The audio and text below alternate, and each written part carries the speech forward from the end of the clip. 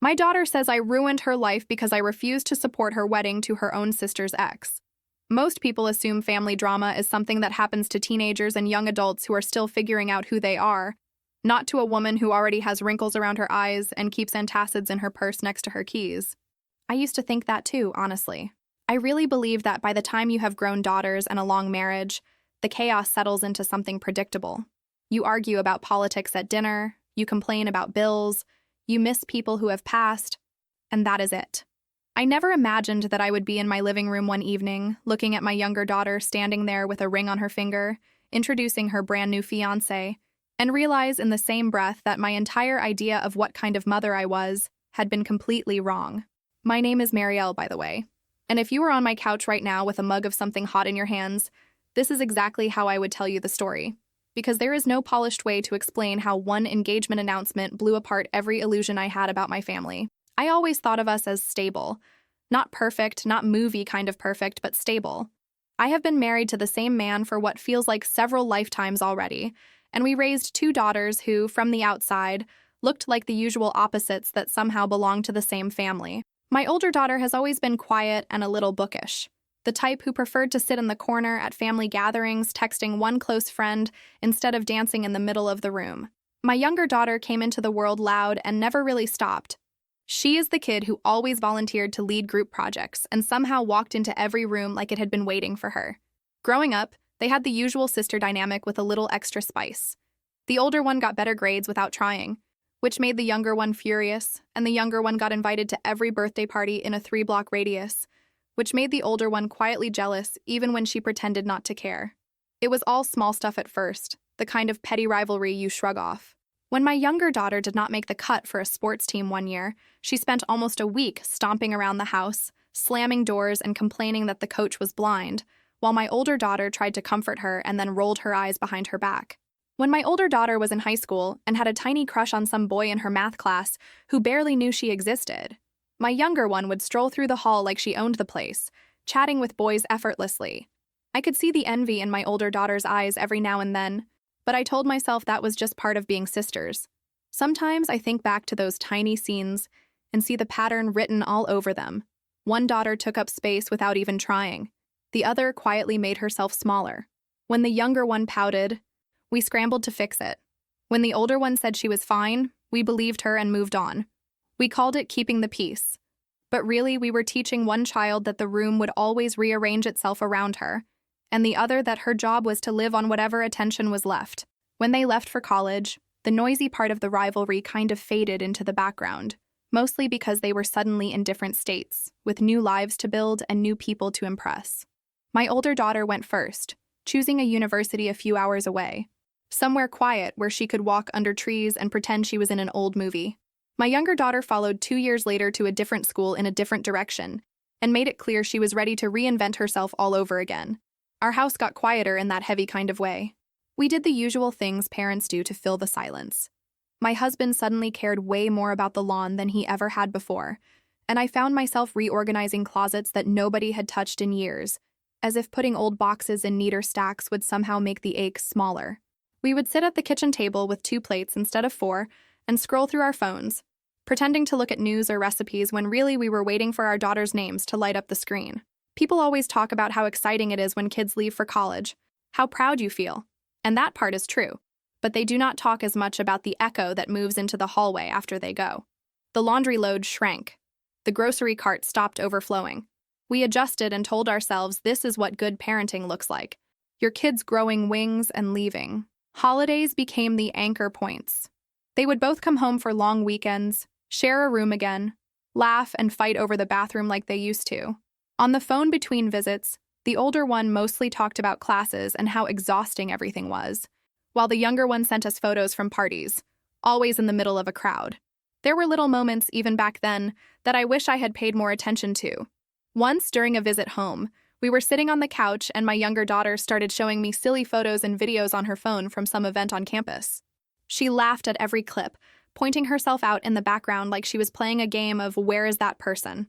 My older daughter, who was scrolling on her own phone, looked over and froze for a second when she saw her sister in a picture surrounded by friends, some of them with arms around her. It was such a brief expression, just a tiny tightening around her mouth and a flicker in her eyes. But it stayed with me. I asked if she was okay, and she shrugged it off with something like, "It is nothing, I am just tired." I let it go, like I always did. The first big shift came in her second year of college. One evening she called me with that tone that every mother recognizes, the one that says something important happened even if the words are casual. She told me she had met someone. He was a student too, a little younger than her, studying something vaguely technical that I still do not quite understand. She said he made her laugh, that he did not mind when she rambled about her classes, that he remembered small details like which side of the bed she slept on and how she liked her coffee. It sounded like young love, and I will admit I got swept up in it. There is something both sweet and painful about hearing your child talk about their first serious relationship. Part of you wants to warn them about everything that could go wrong, and the other part of you wants to believe this might be the one that works. Several months later, she asked if she could bring him home for a long weekend so we could meet him. My husband and I cleaned the house like we were expecting royalty, even though we pretended we were not doing anything special. When they walked through the door, I could see right away that she adored him. She had that soft, careful smile people get when they are protecting something fragile. He was polite, maybe a little too polished, shaking hands, complimenting the house, talking to my husband about sports like they had known each other for years. Over dinner, he asked a lot of questions, and at first I thought it meant he was genuinely interested in our family, which felt flattering. He wanted to know what I did at work, how long we had been married, whether we always lived in the same town. Then he asked about my younger daughter. He did not say anything inappropriate. It was all framed as curiosity. What is your younger daughter like? Which school does she go to? What is she studying? Is she dating anyone? My older daughter laughed and said something like, "She is the wild one. You will see when you meet her." But there was a tightness in her voice that I did not pay enough attention to. I told him the usual things, that my younger daughter was outgoing, that she was ambitious and always juggling too many things at once. He nodded and smiled, and I pushed away the weird little feeling in my stomach, telling myself that of course a boyfriend would be curious about the rest of the family. Looking back, there were already little hints in the way he smiled when my younger daughter's name came up, this tiny spark of extra interest that I filed under him wanting to make a good impression. He would ask questions that sounded innocent on the surface but felt just a little too focused. Like, does she live on campus or off? Does she come home a lot? What kind of guys does she usually date? At the time, I told myself I was being paranoid, and that it was actually sweet that he wanted to know the people who mattered to his girlfriend. It is funny how your brain will bend over backward to keep a story romantic instead of letting it turn into something ugly. There is nothing strange about that, right? After that first visit, he came back a few more times over the next year. Each time he brought something small, like a box of pastries from a bakery near campus or a candle he said reminded him of our house. He always made a point to help with dishes, to thank us for having him, to ask my husband follow-up questions about his job. On the surface, he was the ideal guest, the kind of young man parents brag about when they talk to their friends. I remember my husband telling me one night after they left that he liked the guy. He said he seemed stable, grounded, exactly what our older daughter needed because she could get stuck in her own head sometimes. I wanted to believe that and went to bed feeling oddly reassured. There were small details that did not sit right with me, but I filed them away under the folder in my mind labeled "Everyone Has Quirks." He was constantly on his phone, even during dinner, always apologizing and saying it was for some project, some urgent group assignment, some deadline. He would glance at the screen, type a quick reply, and then set it down again with a sigh about how demanding everything was. My older daughter acted like this was normal, and I did not want to be the nagging older woman whining about young people and their phones, so I forced myself not to comment. At some point, my younger daughter added him on a social media app. Looking back now, my older daughter says the signs were there long before she caught him cheating. My younger daughter had been liking his posts, dropping little comments, and popping up under almost everything he shared. At the time, it just looked like normal family friendliness online, and none of us read it as anything more until it was too late. She mentioned it to me almost casually during a phone call, like, "By the way, I think your older one's boyfriend is kind of cute." I added him when he commented on a photo. She laughed it off and said something about how her sister had finally gotten lucky in love this time. I remember laughing too, but when I hung up, the way she said it replayed in my mind. Not quite joking, not quite serious. I told myself I was overthinking. Mothers are world-class overthinkers. It could have been nothing. There were signs that my older daughter's world was cracking long before she called me in tears. But I only really saw them in hindsight. Our video calls got shorter and less frequent. There were dark circles under her eyes that she tried to hide with makeup. Her apartment background looked messier every time we talked. When I asked about her boyfriend, she would smile in this practiced way and say he was busy, that they were both overwhelmed with classes, that it was hard to align schedules. She brushed off my questions, and I let her. I did not want to be the overbearing mother who pushes too hard and makes her daughter shut down completely. Eventually, my gut got louder than my manners.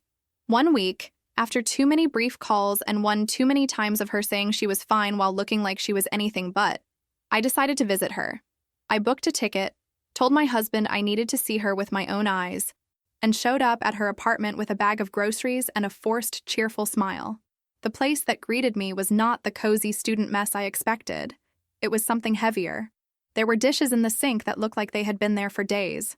There was takeout containers on the counter, half-eaten. The trash smelled off. The fridge had containers with food so old I did not want to open them. And my daughter, my quiet, sensitive daughter, looked like someone had taken an eraser to her and dragged it back and forth until everything was smudged. She tried to keep things light like she always does, cracking little jokes about being too busy to clean, blaming midterms. But when she turned around to grab something from the cabinet, I saw how the back of her shirt hung looser than it should. She had lost weight she did not have to lose. There were little bald patches in her eyebrows where she had clearly been pulling at them. I asked about her boyfriend, expecting at least a mention, but she dodged every mention of his name. She said he was buried in some project, that they were trying not to distract each other. It sounded like lines she had practiced in her head. I kept trying, gently, then not so gently, to get past the surface. She smiled. She deflected. She insisted she was just tired. At one point during that visit, I walked into the bathroom and had to sit on the edge of the tub for a minute just to breathe. Her toothbrush was dry, her laundry basket was overflowing, and there was a half-empty bottle of some generic sleeping pills on the counter that she had not mentioned to me once. I stared at my own reflection and had that awful thought every parent has at least once, the one that sounds like, how did I miss it getting this bad? I splashed water on my face, told myself not to make it about me, and walked back out with a smile that felt like it was glued on crooked. The weirdest part of that visit was that he never showed up. Not once. I stayed for several days, long enough that a boyfriend who cared should have at least come over to say hello. She always had an excuse. He is out of town. He is in the library. He caught a cold and does not want to get you sick. On the last day, I heard her phone buzz on the table. She glanced at it, and her face changed in this quick, scared way, like she had been caught doing something wrong.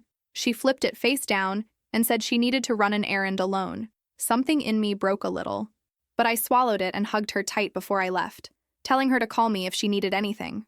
Anything at all. A couple of months after that visit, my phone rang late at night. You know that instant alarm your body gets when you see your child's name on the screen outside normal hours. My heart was already racing before I picked up. She was crying so hard I could barely make out words at first. All I could hear was, I cannot do this. I cannot do this, over and over again. Eventually, she managed to say that it was over. The relationship, the future she had imagined, everything. She said he had left, that he had broken up with her, and that it felt like someone had reached inside her chest and pulled out all the air. I asked why. Of course I did.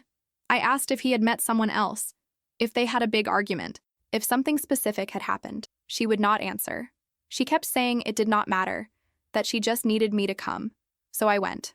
My husband and I took turns visiting her over the next few months because we did not want her to feel abandoned, and we also could not just abandon our lives. Each time I saw little bits of improvement, then backslides.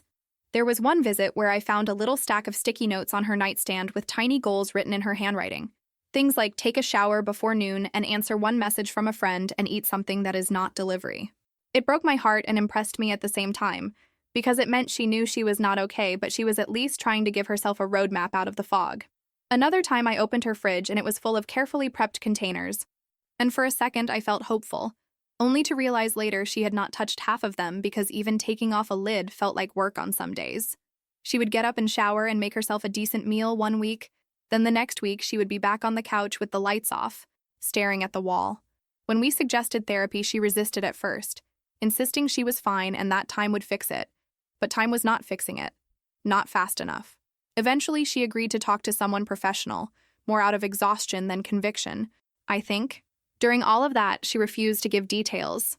My husband tried a different angle and attempted to reach out to the ex directly, thinking maybe he could get some explanation that would help us help her. He blocked us anywhere he could think of. Calls went straight to voicemail, messages never delivered, and even the accounts we could still see felt like they were behind a locked door. It was like the young man who had sat at our table cracking jokes about how much he loved our older daughter had vanished into thin air. The silence made everything worse, because when you do not have facts, your mind fills in blanks with the worst possible options. Meanwhile, life with my younger daughter was busy in a completely different way. She finished her degree, jumped from one short-term job to another, always chasing something more exciting. Whenever we tried to organize a holiday, it turned into a scheduling puzzle. At first, the sisters still showed up to the same events, even if it was a little awkward. Over time, I started noticing that my older daughter had excuses whenever she knew her sister would be present. She would offer to fly us to visit her instead, telling us she was slammed at work and could not travel, or that she was not feeling well. The first time she skipped a major holiday, she blamed a work commitment so last minute and strict that she almost cried from frustration while explaining. I believed her, because I wanted to. One winter, we managed to get both of them under our roof on the same day for a holiday dinner. My older daughter arrived early, helped me in the kitchen, talked to my husband about her new job, made me laugh with some story about her colleagues. For a little while, it felt almost normal. Then my younger daughter breezed in, late, glowing, perfectly done hair, carrying a dessert she had bought on the way. The air in the room changed. I wish I was exaggerating. It went from comfortable to tight in about 10 seconds. My older daughter's shoulders stiffened. She stopped moving around and sat at the corner of the dining table, staring at her plate. My younger one, oblivious or pretending to be, immediately launched into a list of her recent successes. The big presentation she had knocked out of the park, the new people she was meeting, the trips she wanted to take. Before we even sat down to eat, my older daughter excused herself, claiming a sudden migraine. She hugged me quickly, avoiding her sister's eyes completely, and left. She texted later saying she was sorry. My younger daughter rolled her eyes and said something like, "Some people just do not know how to be happy for others." I did not like that comment, but I was tired and did not want to start a fight during what was left of our holiday dinner. So I told her to sit down and eat before everything got cold. That night, when my husband and I went to bed, we talked about it in hushed voices, both of us dancing around the possibility that something serious had gone wrong between them. I remember staring at the ceiling and replaying the way my older daughter had grabbed her bag, the way her hands had shaken just a little when she said she had a migraine. Part of me wanted to march into my younger daughter's room right then and demand answers, ask her what exactly she had said or done that made her sister look like she had been slapped just by existing in the same space. Instead, I did what I always seem to do when it comes to them. I convinced myself it was not the right moment, that bringing it up would only make things worse, that adults are allowed to have weird moods.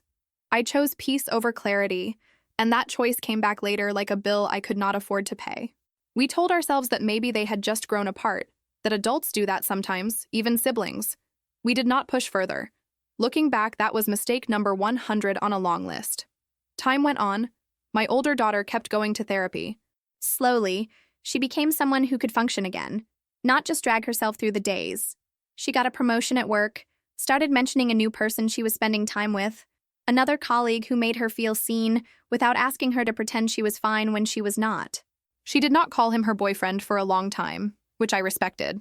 After what she had gone through, it made sense that she was cautious. From the little details she shared, I could tell he was kind in simple ways that actually matter. He picked her up when her car broke down. He remembered how she liked her tea. He did not demand that she post him everywhere on social media to prove they were real. Then one afternoon, my younger daughter called with a kind of breathless excitement I was not used to hearing from her. Usually she was the one who acted like she had all the options in the world, and none of them were serious enough to get worked up over. This time her voice had a different edge. She said, "I need you and Dad home for dinner next weekend. I am bringing someone, and it is important." I asked the obvious questions, and she just laughed and said, "You will see, you are going to love him." She told me she was finally ready for something serious, ready to introduce someone officially, not just as a casual hangout. My husband and I looked at each other and did the whole excited parents routine, texting each other while she was still on the phone about what we would cook, whether we should buy flowers, all of that. Later, I learned it was not some sudden whirlwind. By the time we sat down for that dinner, they had already been together for almost a year. The planning part had been happening quietly for months, talking about venues, pricing, and dates in secret long before we saw the ring. She wanted that dinner to be the night everyone caught up to the reality she had already decided on. Not the night she asked for our blessing. The day of the dinner, I set the table nicer than usual. I will admit that. I pulled out the good plates, the set we usually only use when we feel obligated to pretend we know how to host like people on those cooking shows. I made her favorite dish. I was nervous in that weird way that feels almost like waiting for an exam result. My husband tried to act cool but asked me every 5 minutes if I needed help. When the doorbell finally rang, my heart jumped into my throat in a way that felt ridiculous, considering I was just meeting a man my adult daughter was dating. I walked to the door, smoothed my shirt like that would fix anything about my life, and opened it. My younger daughter was standing there, beaming, one hand held up so I could see the ring sparkling on her finger. Next to her was a face I knew. It took my brain a second to put the pieces together, because sometimes shock makes you stupid for a moment. Then it hit me like a migraine. It was him. The same young man who had sat at our table years earlier, holding my older daughter's hand under the napkin, laughing at our jokes, telling us he loved our family. He was standing on my porch next to my younger daughter, his arm around her shoulders with that same polite smile. For a second, everything went quiet in my head. She was talking, words spilling out fast. Something about he proposed. Something about how they had been keeping it quiet until they were sure. How she knew we would be thrilled. I could feel my face going pale, which she probably thought was emotion. But in reality, it was the feeling of the ground shifting under my feet. My husband came up behind me, said hello, and froze too, his hand tightening on the doorframe. I saw recognition spread over his face like someone had just turned a light on. Our younger daughter either did not see it or pretended not to. They came inside, and I went into autopilot. I hugged her. I nodded at him. I said congratulations because that is what you say when your daughter shows you a ring. Inside, there was a storm. We all sat down at the table, and my husband and I could barely look at each other. My younger daughter kept talking, filling every silence, telling us how they had reconnected, how sometimes life takes you in unexpected directions, how she had never felt this sure about anything. At some point, she said something like, "And of course my sister knows. She is happy for us. We talked. It is all good." That was the moment I snapped back into my body. I put my fork down. I remember the sound it made on the plate because in that moment every little noise felt too loud. I asked her directly, "Does your sister really know all of this?" "Every part of it." She rolled her eyes in that dramatic way she has and said, "Yes, of course. She has moved on, Mom. She has her own life. She told me she is fine with it. Why are you making faces?" She laughed a little when she said it, like I was the one being unreasonable. The man sitting next to her glanced down at his plate and did not say a word. My husband cleared his throat and asked when exactly they had started seeing each other. That is when the answers got slippery. She gave us vague timelines. After college. After things ended between him and the older sister. After everyone had moved on. She insisted it had just happened, that they had met again through some mutual friends, that sometimes the heart wants what it wants.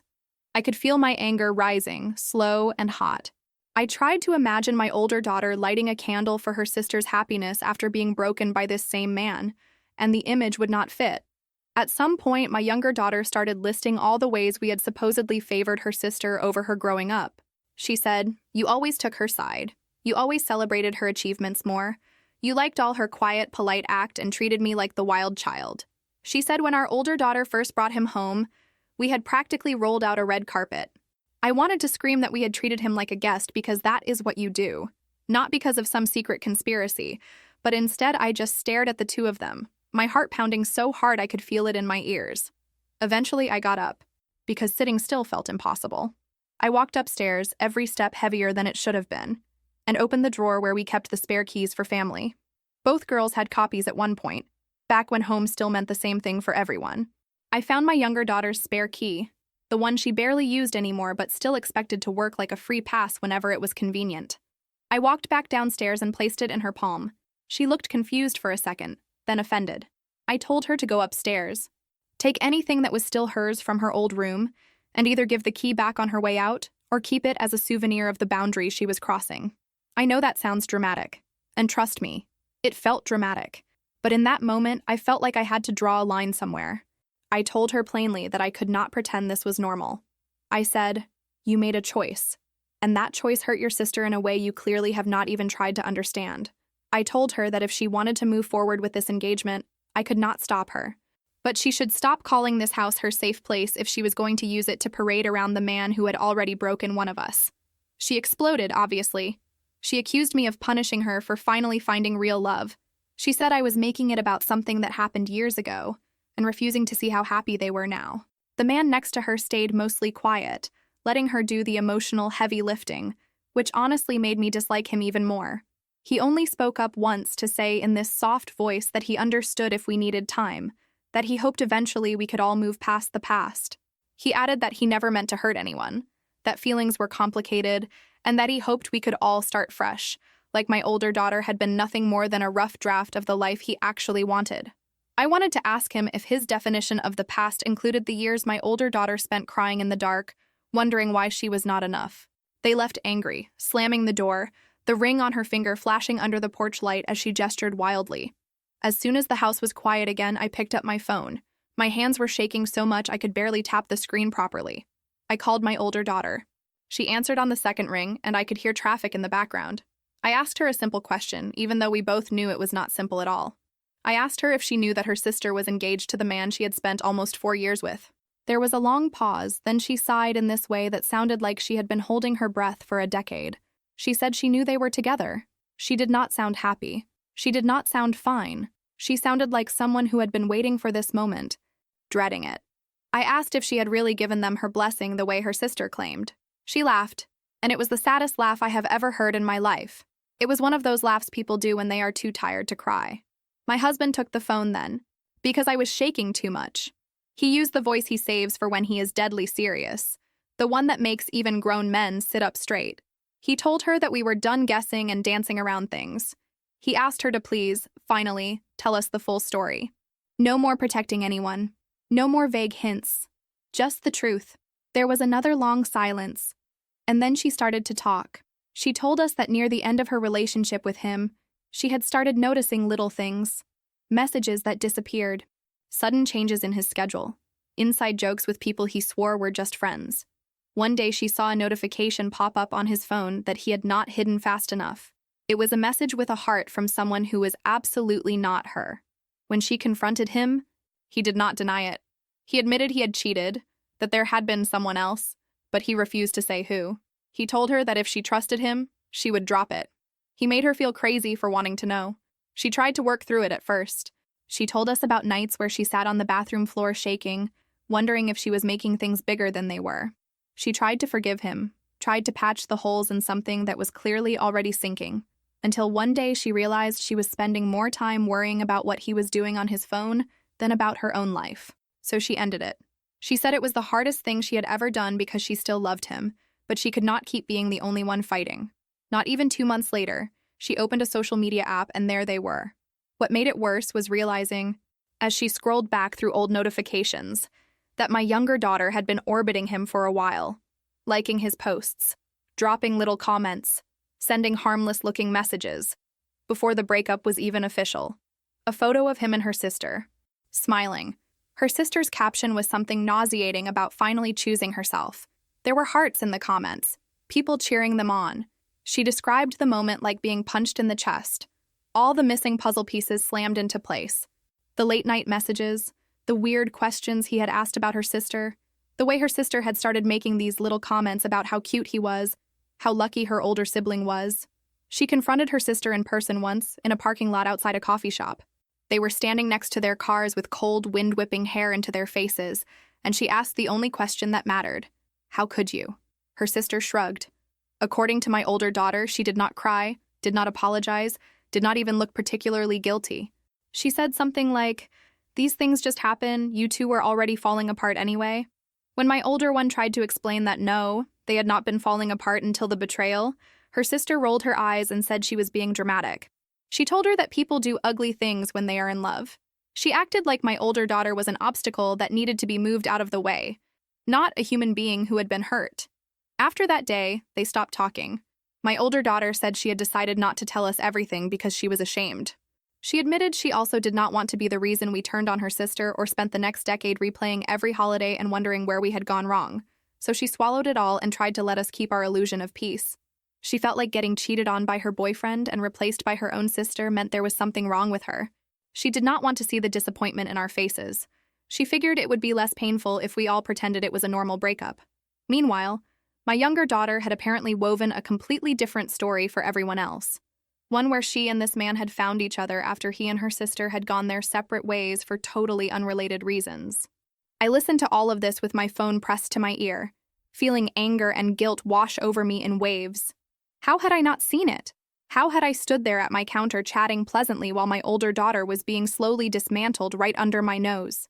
My husband sat next to me, his face pale, staring at the wall like he was seeing all the past few years on fast forward. We had been so focused on not prying, on giving our adult children space, that we had missed that one of them was quietly drowning. That night, after we hung up, we made a decision that felt both obvious and impossible. We decided we would not go to the wedding. We did not make the decision lightly. We lay there in bed, staring at the ceiling, going over every possible angle. We knew that not going would cause a rift. We knew people would talk. But the idea of sitting there smiling politely while our younger daughter walked down an aisle toward a man who had lied and cheated his way into our family twice in 2 different roles made both of us feel physically sick. A few days later, the phone calls started. Word travels fast in a family like ours. Some relatives were horrified and said they would not go to the wedding. Others shrugged and called it complicated, told us to be the bigger people. After a week of that, I was exhausted and completely done explaining anything to anyone. It turned out my younger daughter had gone to my mother and asked about using money my mother had set aside over the years for the girls' futures, the kind of savings she always talked about like it was a safety net. That account had always been framed as something for school, for emergencies, for giving the girls a softer landing into adulthood. My mother was proud of that, of being the grandparent who could help. Now she was being asked to redirect that fund into paying for a ceremony, a dress, a party. At first she was excited, thinking it was a sweet milestone. Then she heard through someone else that we were not attending, and in her mind, that made us the villains. At that point, my mother did not know the full story. She just knew that one granddaughter was in love and planning a wedding, and her middle-aged daughter and son-in-law were supposedly being petty and unforgiving. She told me that the young man was charming, that he had visited her with my younger daughter, that he had sat in her living room and held her hand and thanked her for helping set them up for the future. She told me I was being childish, that I needed to put aside whatever drama I had cooked up and be happy for them. I let her finish the lecture. Then I took a deep breath and did something I had been avoiding for too long. I told her the truth, not just the polished version, but the whole messy timeline. I told her about the years he had spent with my older daughter. I reminded her of the holidays where he had sat at our table with his arm around her chair. I told her about the messages on his phone, the confession of cheating, the refusal to say who with. I told her about the photo of him and my younger daughter that had shown up when my older one was still trying to breathe again. I spelled out how long those timelines overlapped. I told her about the parking lot confrontation, the gaslighting, the way my younger daughter had dismissed her sister's pain like it was a minor inconvenience. There was a long silence on the other end of the line. Then my mother said that it sounded unbelievable. She accused me of exaggerating, of trying to make the situation worse than it was to justify my stance. She wanted proof. So my husband dug through old photos, the ones we do not normally scroll through anymore. He pulled up images of previous holidays where the ex had his arm around our older daughter, dates stamped clearly, outfits and decorations matching the years we remembered. We sent those to my mother, along with a newer photo from my younger daughter's social media, where she was wearing the ring and calling him the love of her life. When the timestamps lined up in a way that could not be explained away by fuzzy memory, my mother went quiet. She said she needed time to think and hung up. I did not know which way it would go. She has always had a soft spot for my younger daughter, who learned early how to charm her, how to make herself seem like the little star of every family gathering. I was half prepared for my mother to decide that love is love and money is money, and that we were overreacting. The next morning, she called back. Her voice sounded older. She told me that she had confronted them. She said she had asked point blank when they had started talking romantically, not just as family. She asked if there had been any overlap, if there had been any emotional cheating at minimum. She told me they had squirmed, that they had tried to dance around the questions, that my younger daughter had turned on the waterworks and accused her of being unfair. Eventually, my mother saw enough in their reactions to know that we had not been lying. She told them she would not be using the education fund to pay for a wedding built on this mess. My younger daughter did not take that well. Apparently, she had been counting on that money. She argued that it was hers, that it had been promised, that it should not come with moral conditions now that she wanted to use it. My mother, who can be terrifying when she decides she is done putting up with nonsense, held firm. She told her that the fund had always been meant to support opportunities and future security, not reward betrayal. She said that if anyone was getting help from her savings now, it would be the granddaughter who had been cheated on, not the one who had stepped into her place. Then my mother did something that set off the next wave of chaos. She wrote a long message and sent it to a group chat that includes most of the extended family. She explained calmly that she had decided not to fund the wedding and laid out a simplified but accurate version of why. She did not call anyone names. She did not use dramatic language. She just lined up the facts: old relationship, cheating, new relationship with the sister, overlapping timelines, emotional fallout, her decision. A week later, she quietly used part of her own savings to help my older daughter cover therapy bills and the deposit on a new place closer to her job. The first time I had seen that money used to repair damage instead of pretending it did not exist. She was not stealing from one granddaughter to reward the other. She was finally deciding that her money was not going to fund a celebration built on betrayal. You can imagine what happened after that. The group chat exploded. My phone would not stop buzzing that day. Little gray bubbles popped up faster than I could read them, cousins sending shocked emojis, an aunt typing out long messages and deleting them before sending something shorter and more passive-aggressive, an uncle chiming in hours later with a single sentence that somehow managed to sound judgmental without picking a clear side. I kept muting and unmuting the conversation, torn between wanting to see every reaction and wanting to throw the phone into the sink and bury it under dirty dishes. It felt like hosting a family reunion in my pocket where everyone was yelling over each other and nobody was actually listening. Some relatives responded with outrage on behalf of my older daughter. They said things like, "I had no idea. This is disgusting, poor girl." Others took the more neutral route, the classic, "Well, love is complicated. Maybe we should not judge," as if cheating with your sibling's partner is just one of those quirky things life throws at you. A few tried to stay out of it altogether, sending vague comments about hoping everyone would find peace. My sister called me, furious, saying that it was inappropriate to air family business like that.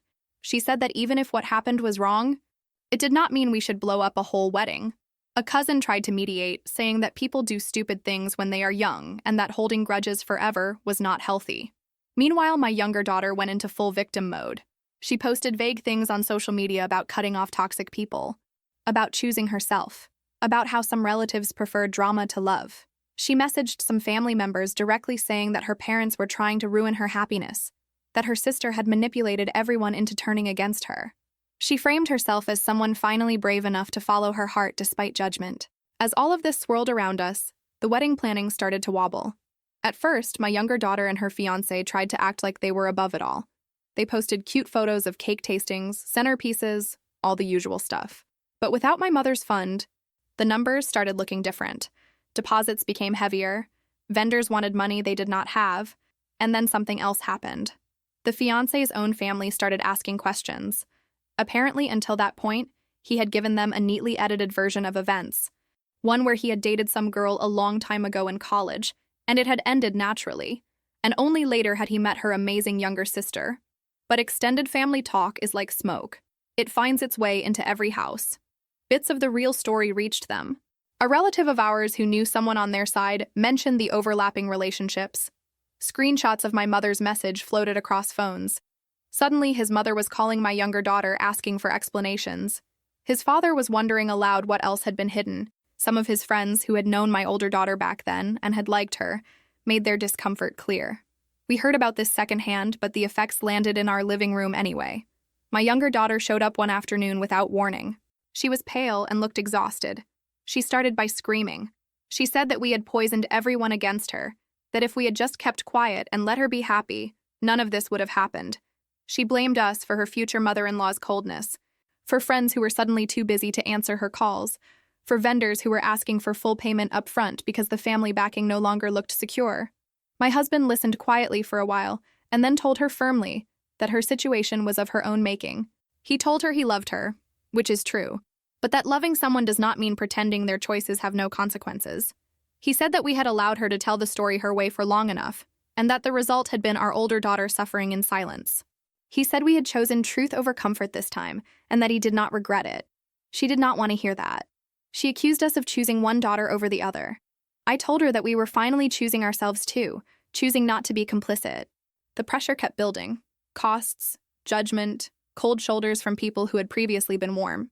About 3 weeks after my mother sent her message, his own parents finally sat him down with the screenshots and dates laid out on their kitchen table and asked him to walk them through the timeline out loud. 5 days before the wedding date, after a weekend of tense conversations, pulled checks, and one brutal late-night phone call where his mother said she could not support a ceremony built on a lie, the fiancé called it off. We found out the same way everyone else did, through a ripple of calls and messages. Some relatives said he had decided the drama was not worth it. Others said his parents had threatened to cut him off financially if he went through with it. There were rumors that he had started to feel guilty deep down, but if I am honest, I doubt that guilt was the main driver. Pride and discomfort can look a lot like guilt from the outside. We later heard that he had been lying to his own family about the timing too, painting a picture where my older daughter had been a short, insignificant relationship from his youth, nothing worth mentioning in detail. When my husband heard that part, he did not raise his voice or throw anything, which somehow made it worse. He just sat very still in his chair, jaw clenched, and stared at a spot on the wall like he was trying to burn a hole through it. Later that night, he admitted that out of everything, that detail made him the angriest. Not just the cheating, but the way this man had tried to rewrite his history with our daughter, like she had been some practice run instead of a person who had once cried on our couch over his favorite snack. My husband is not dramatic, so when he said he would never let that man back in our house even if the world ended, I believed him. When the truth came out, his parents were furious, not just about the moral mess, but about the public embarrassment. They pulled their financial support. They told him he had to move out of the apartment they were paying for. Friends who had been cheering him on began to back away quietly. It turns out that even people who like to pretend they are open-minded about everything still have lines they do not want crossed when it is their own family involved. After the wedding was canceled, my younger daughter came over one last time. She stood in the doorway like a stranger. She said that we had ruined her life. She said that none of this would have happened if we had just smiled and sat through the ceremony. She did not mention her sister's pain once. She did not acknowledge the cheating. She framed everything as a campaign against her happiness. I asked her, as gently as I could manage, if she felt any regret at all about what she had done to her sister. If there was any part of her that understood why we could not just pretend this was a normal love story. She looked at me like I was speaking another language. She said something like, "Everyone makes mistakes, and you are acting like I committed some unforgivable crime." She said that people in love do messy things and that we were stuck in the past. I realized then that we were not talking about the same reality at all. For her, the betrayal was a minor footnote compared to the tragedy of a canceled wedding. For me, it was the other way around. My husband told her that this was the last time he was going to have this conversation. He said, "You are our daughter and we love you, but we will not keep letting you come into this house, call us toxic, and then disappear until you need something." He said that if she wanted to rebuild any kind of relationship with us, it would have to start with honest remorse and respect for her sister. She did not accept that. She stormed out, blocked both of us on every app she uses, and posted some new cryptic message about breaking free from controlling relatives.